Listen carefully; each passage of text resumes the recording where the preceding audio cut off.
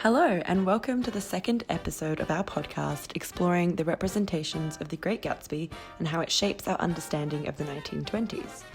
Here we will be discussing the theme of gender and how its representation contributes to the myths of the 1920s American narrative.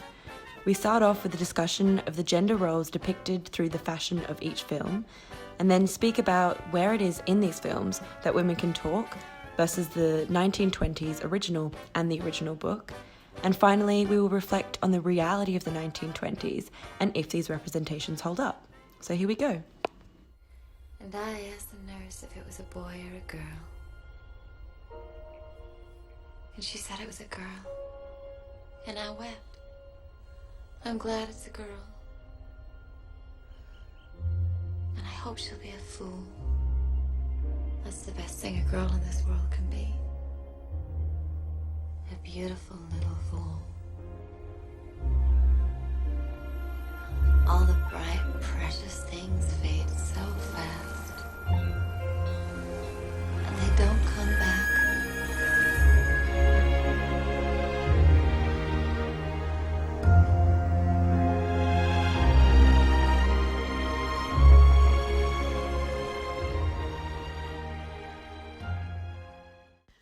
One thing especially emblematic of the misrepresentation of gender through the time period of the 1920s in the narratives of the film versions of Fitzgerald's stories is the way that women are boxed into inaccurate gender roles through inaccurate fashion for the time period. This is especially true in the 2013 version in terms of fashion, but we see this too in the 1974 version. And to an extent, we are willing to accept these flaws because we want to accept this narrative of the 1920s itself. So in the 1974 version, Daisy's clothes epitomise her girlish naivety. She's often cocooned in fabric, portraying women stylistically as somewhat fragile characters that cannot survive outside the world that they may find themselves wrapped up in. Meanwhile, main characters such as Gatsby or Tom dominate the screen in their scenes together in well-fitted, clean suits.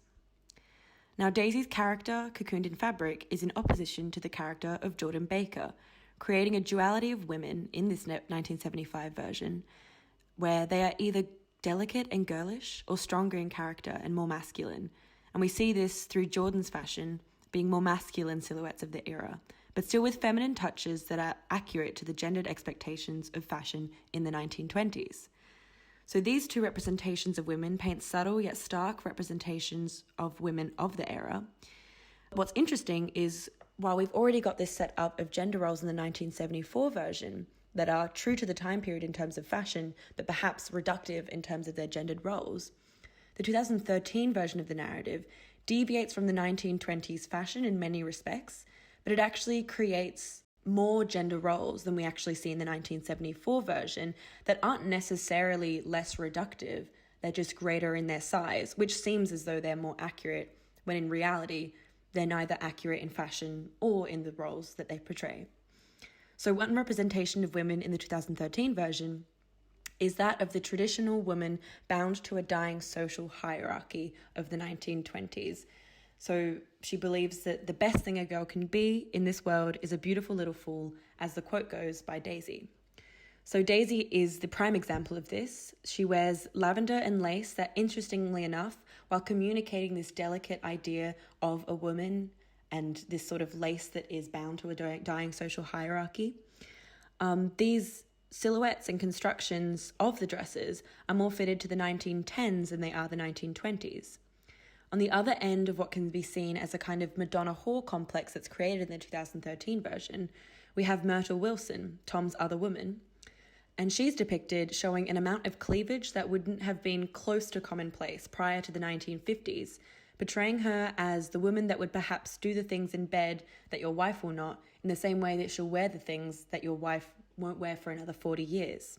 This boxes her representation in as the other woman, and without accuracy for the time period, we're willing to accept this because it fits into the narrative that The Great Gatsby tells us. Furthermore, in the 2013 version, Jordan Baker is a professional athlete, a single woman who flocks to parties and is presented as freely moving from one man to another. In the book, more attuned to the time period, she lives with her maid and aunt, a social necessity for a woman of her background. However, in the 2013 version, Jordan lives alone, and to demonstrate visually this character of a more independent and perhaps more masculine for the time period woman, she wears sports clothes as a badge of her profession, and her styles range from the 1930s, a backless floor-length evening gown, a capped sleeve blouse, to sort of see her as a more progressive woman. And it even goes as far as, in the 2013 version, to present her in palazzo pants, which are actually a style of pants that are most often worn by women of today. So there's both this dual, or almost, I guess, triple representation of women that is inaccurate to the time period. So we have Daisy, who is extremely traditional. We have the sort of whore complex of Myrtle, and then we have the progressive, masculine, independent woman of Jordan, none of which are necessarily entirely accurate for the time period. And even more than that, the fashion that they wear to communicate these gender roles are inaccurate to the time period too. Yet as an audience, we're often inclined to accept it. You know, this idea that Daisy wears cotton dresses from the 1910s and Jordan wears pants from the 2010s rings true to us, because if we don't know the true struggle of women post-suffrage in the 1920s, it's comforting to think that women had this freedom to dress and represent themselves in these roles that seem more freeing because of their number, but in reality are starkly inaccurate representations of the time period. I think that when we see, like, especially in the 2013 version, like these newer kind of more resonant fashions on these women, it's almost realer than real, you know, in the context of hyperreality, because it's something that we can accept more readily as a 21st century audience. And there's also this idea of history plus. So like we're basing our representations on history, but whenever we reconstruct history, we have to add another bit, which is, and whether it's conscious or unconscious, we're always going to be adding our modern lens. And so I think that's very evident in the way that the women are dressed in the 2013 version. Yeah, I think that connects perfectly to how Daisy is actually wearing, as I said, clothing that was much more commonplace in the 1910s and more representative of an even more modest period. And yet, because we see Daisy as in the character of a modest woman, as that being her gendered role in the film, even in the 2013 version when she's wearing clothes from the 1910s, we believe that is even more real than if she was wearing something that was from the time period that she's meant to be in, which is, of course, the 1920s, because it fits the narrative of what our modern lens believes she represents.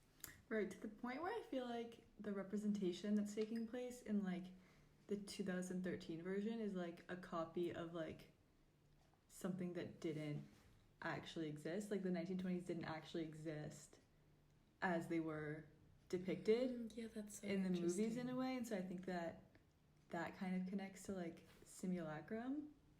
I don't know. Like, I just think that it's, like, interesting because, like, yeah, we're kind of, like, depicting something that no longer exists as we are portraying it or as we conceive it. Like, I almost think of the representation of the 1920s as a completely separate thing than, like, the actual, like, I don't see them as connected even. Yeah, I think because also, like, this whole idea that the 1920s as it's represented doesn't exist is so interesting, because I don't think if we didn't have those representations, I think that we would still, like, have a vision of the 1920s, but it's almost because these attainable or accessible representations of the 1920s in the way that we want to remember it, in the sort of lavish and extravagant lives of, you know, a select group of people that is to represent the whole, you know, that's exciting for us to remember it as. And so it's almost as though because these representations exist, that's what actually destroys the original narrative itself. And going along those lines, do you think that, you know, in future years, will we have to keep, like, adding new lenses to it, or will the story of The Great Gatsby die if we don't continue to add, like, more resonant features with, like, upcoming audiences?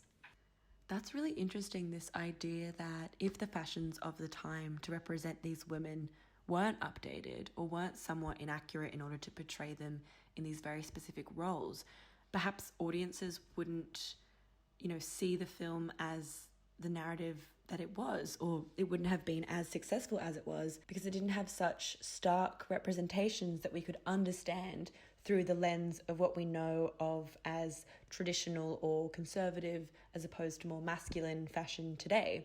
But then again, I do also wonder if we're sort of, in thinking like that, if it's a disservice to audiences that, you know, if they had been presented with more realistic fashions of the 1920s, and even further to that, more accurate gender roles of the time, or to sort of critique those gender roles completely, I do think that people, like audiences, will only be able to engage with what they're presented.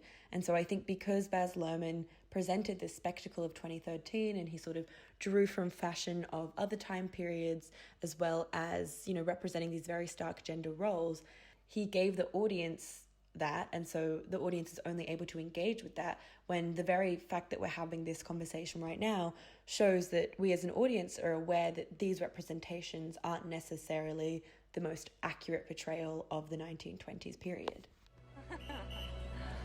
After the honeymoon, I saw them in Santa Barbara. Well, it was touching, really. I'd never seen a girl so in love with her husband. A week later, Tom crashed his car. The girl with him was a chambermaid at the Santa Barbara Hotel. It got into all the papers.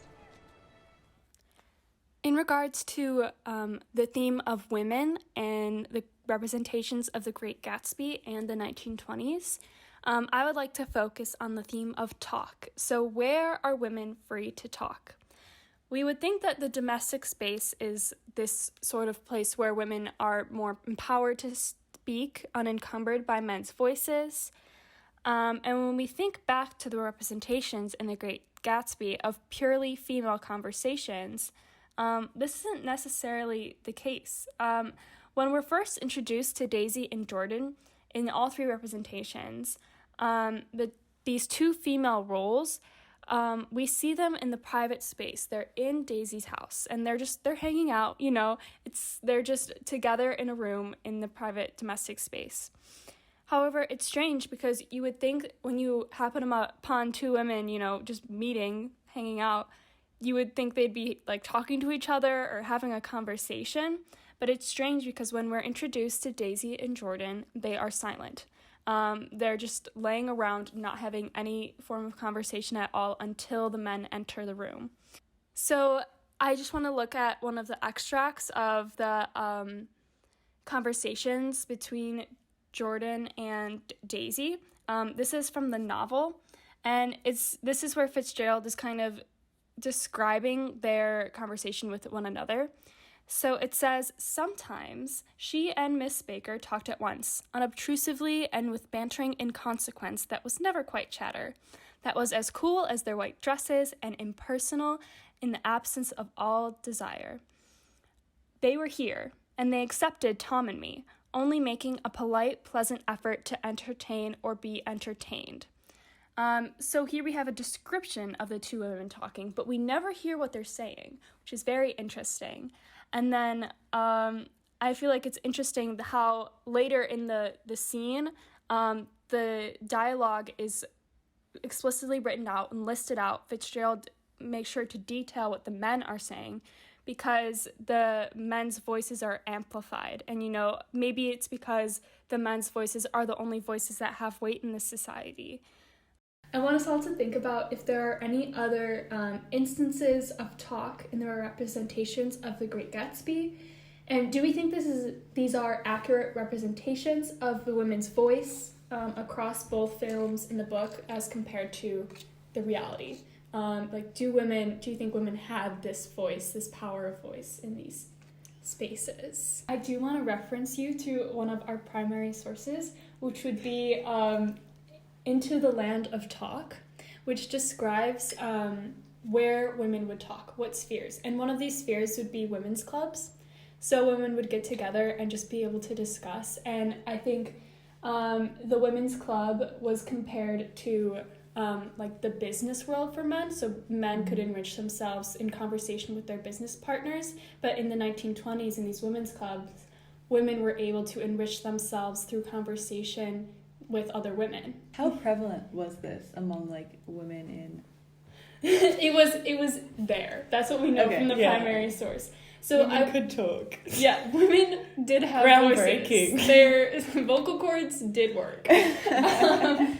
But I want us to think about this is something that we don't see at all. There is no like the whole story of the Great Gatsby and all three representations is told from a male point of view, so we don't get to see any sort of sphere where there is just women and just females enriching themselves through their own company. So like, why do we think that this is sort of excluded? And do you think that is an important exclusion, or it's just like a plot device? You know, it's interesting. We don't even see a conversation, like a full conversation between Daisy and her daughter. And that, of course, would have been a conversation that's happening because that's the woman who is ultimately raising her along with Tom, you would hope. But again, 1920s. And so, I don't know, that makes me then question, like, I don't want to completely disregard the idea that, like, all of these, like, films / novels have had either a male author or a male director. And so as much as it's like, oh, well, that is representative of the time that women couldn't talk as much, I don't think Baz Luhrmann or Fitzgeralds know the complete inner workings of, like, women's social spheres and, like, conversation. So I think that's another thing that, like, even I sort of didn't really think of until you talked about this. Or also, I just think greater problem as a whole, that, like, a lot of times in books, in movies, I think that's especially prevalent in, like, the entertainment industry, that, like, women just aren't represented. So I feel like that goes more towards that. One thing I want to bring up is a comparison to Jane Austen. So Jane Austen was obviously, like, during the Victorian era, way before the 1920s, and she never wrote a scene where two men were having a conversation alone, because Jane Austen never experienced that. She was never in, like, the man's world. So that's why I think it's interesting to compare to these male authors and male directors creating representations where we never have representations of women having conversations alone, because they don't know what that is. That's so interesting, just how, like, obviously we know that whoever writes history really shapes history, but it's not just that, it's not just that they're writing it for, like, a specific purpose, but there are things that they might not even be aware of that are shaping that history, such as their gender identity. And so I don't know, that, like, gives you a whole new perspective on the fact that we always knew that this was a narrative that was, you know, fundamentally, like, because of its time period and also, like, the way in which, like, women were treated in the film, fundamentally it was always, like, quite, I guess, oppressive to women, but we didn't ever really consider the fact that even if they tried to create a less oppressive one, you know, by being a male director, Baz Luhrmann is somewhat bound by his male interpretation of women. Going back to the women's clubs thing, I think that kind of, like, just reminded me of, like, that scene, especially in the 2013 movie, where Jordan told Nick, like, oh, I have to, like, tell you something about Gatsby, like, Gatsby told me something, and it was basically when she was saying that, like, Gatsby wanted Nick to invite Daisy over for tea, like, whatever. But I think that plays into, like, the idea of, like, gossip in the 1920s, and, like, 1920s women gossiping. And then I don't know, I was just thinking, like, how much does that play into, like, the image that we have of women as, like, household domestic figures that, like, are only good for gossip. Like, I feel like not saying anything of substance. No, just, like, talking about, like, rumors and, like, drama and, like, whatever. And I think that's interesting, that, like, that's one of the most, like, that's one of the most impressionable, like, scenes for me of Jordan in the movie, and it's her just gossiping. Because that's the only scene where Jordan's voice, not the only one, but one of the most important scenes where Jordan's voice has power. I think it's the only time I, like, properly hear her or what her voice sounds like. And it's because she's translating one message from one man to another. Right. And Jordan and herself, in that instance, she only is empowered because of her relationship between these two men. And she's defined by her relationship with these men. I think that's a good point. And then I also think that kind of goes into what we're going to be touching on in a minute, in regards to, like, the reality of the 1920s woman and how liberated was she, and, like, her being more of a household figure than people perceive her to be.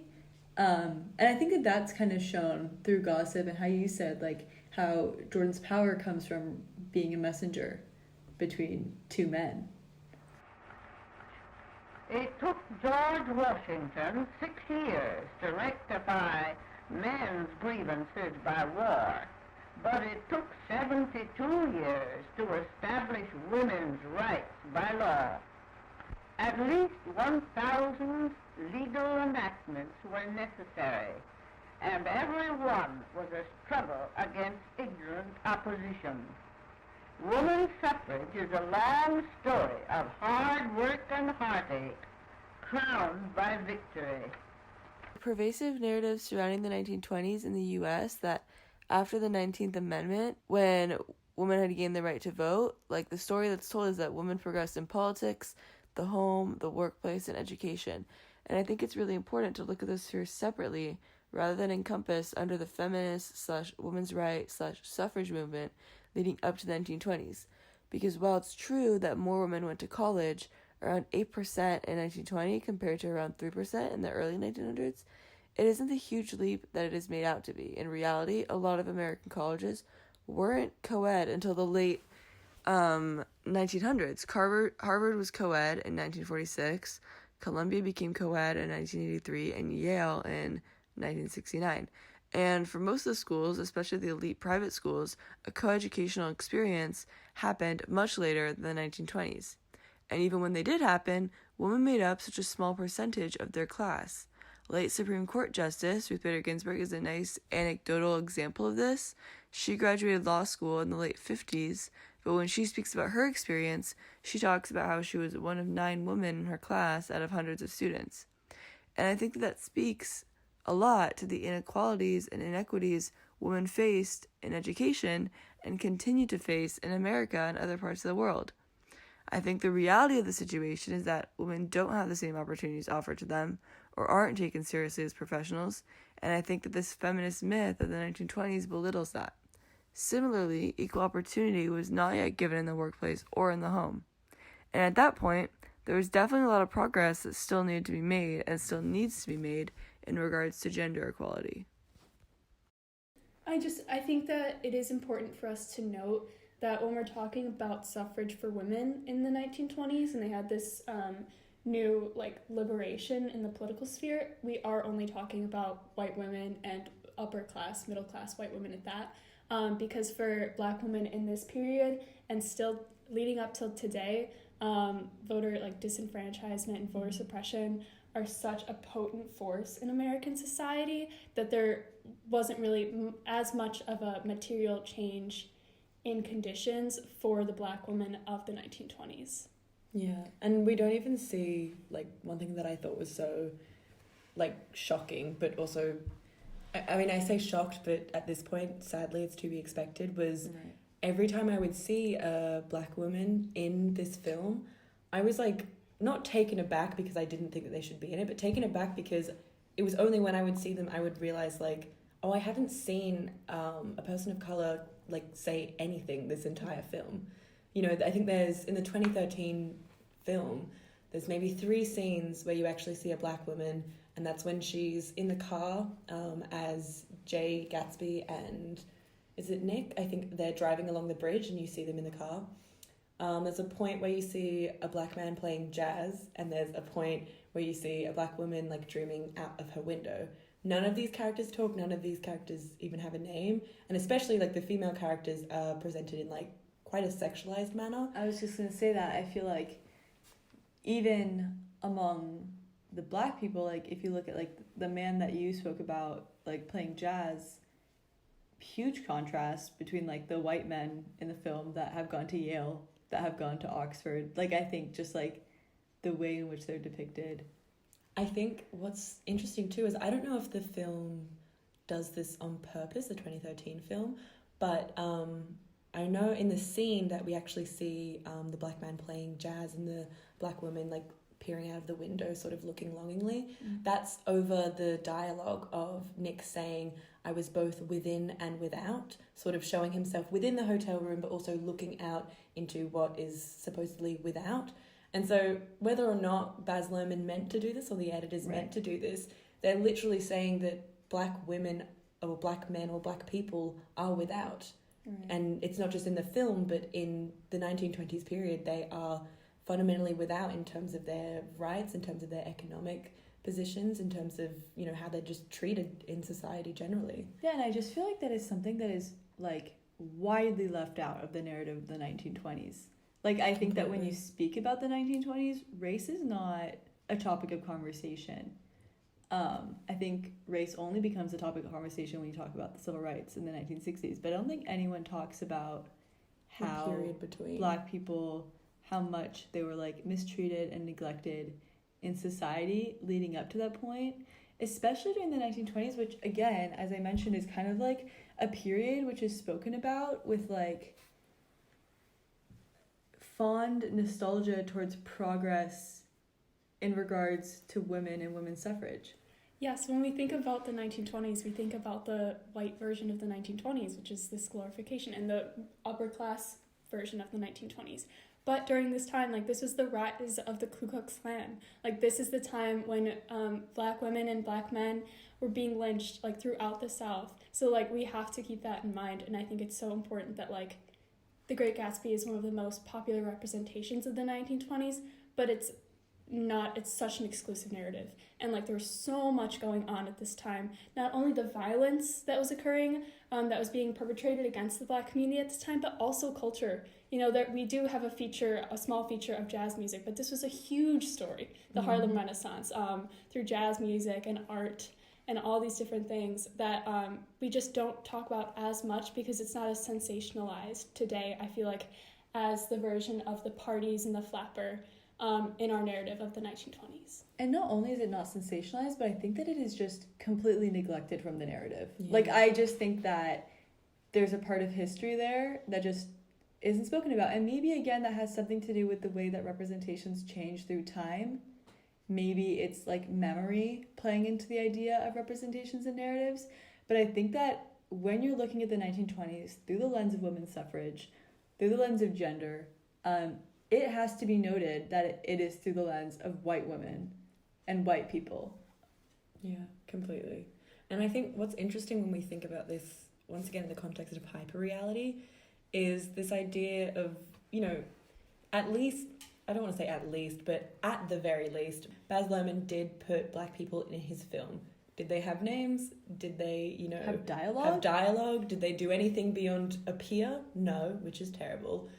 But simultaneous to that, I'm thinking about this idea that perhaps, like, when we're thinking about hyperreality, you can't copy a narrative that never existed, because we never, you know, obviously Black people had their own lives, their own history during this time period. It was never really, you know, because of our culture, it was never given a platform or given a space to become a historical narrative that we refer to.